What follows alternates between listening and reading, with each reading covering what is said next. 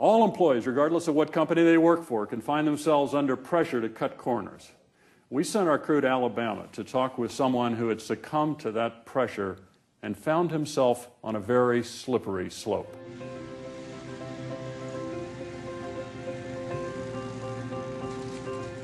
Before the fraud broke, people would ask me, what did you do before you retired?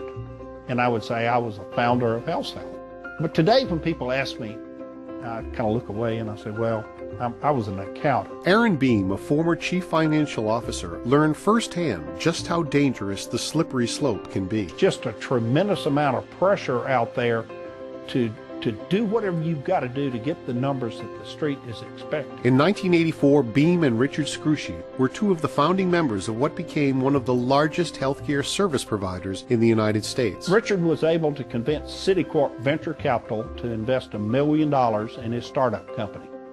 By 1994, we were in all 50 states. We had 40,000 employees. We were the largest company in the state of Alabama.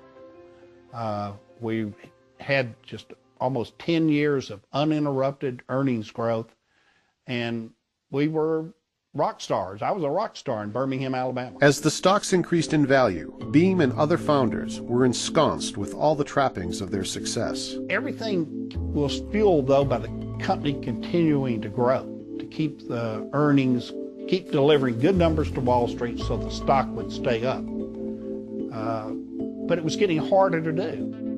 And it was really time to tell the street that our earnings were going to slow down. But Richard just couldn't do it. By 1996, Bill Owens, who was my chief accountant, and I had ran the numbers, and we had missed street expectations really badly. Bill and I went in and we told him that we're going to have to report bad numbers.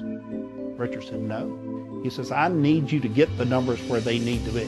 There was no way in my mind I could justify that. And that was the point. I should have not been on the slope. I should have gotten off, and I didn't.